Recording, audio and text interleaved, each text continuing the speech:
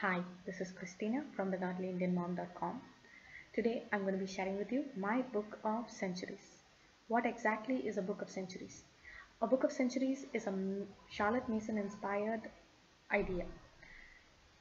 It helps you to record history, and every time you make an entry into the book, you get to look at all the things that you previously wrote in that particular century, and that way you're actually revising it.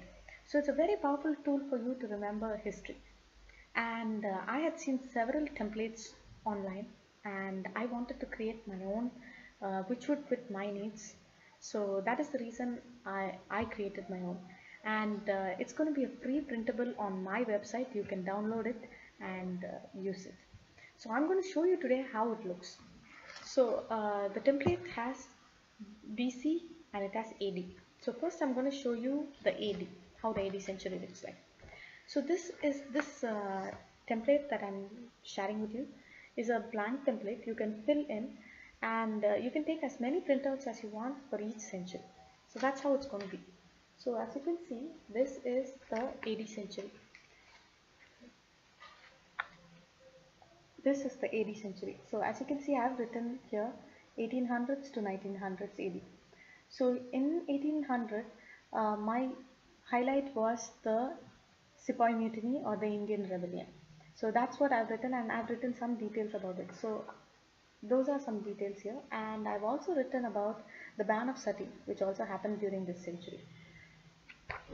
Going to the next page, it has a tabulated column where you can write like artisan composers. You can write prominent people, discoveries and inventions, and then you can write authors, poets, and things like that. So mine, as you can see, it has the last Mughal emperor and his reign and things like that.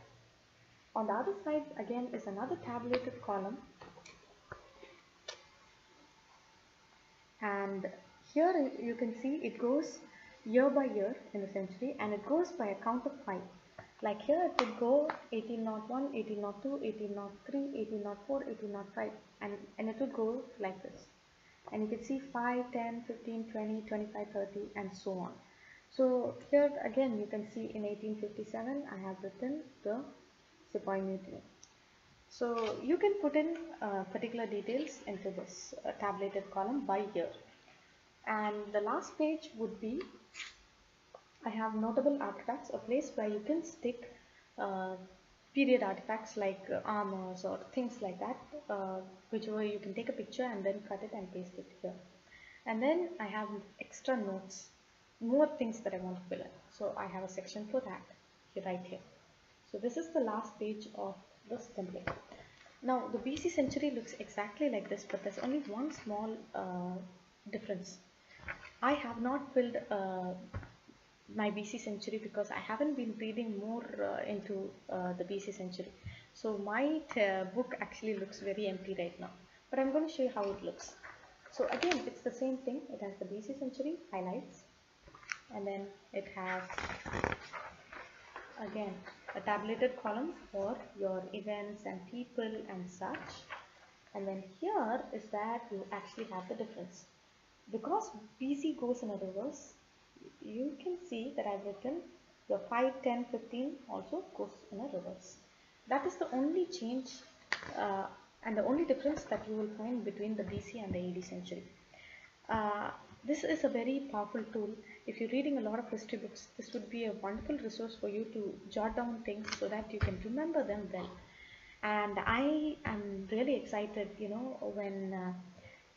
when I think about like when my kids are going to be using this, I want them to feel the wonder of history and to learn how things, how things came about and what century things were happening. So I look forward to sharing this tool, the Book of Centuries, with my children. So the downloadable can be found in my website. Until next time, see you. Bye.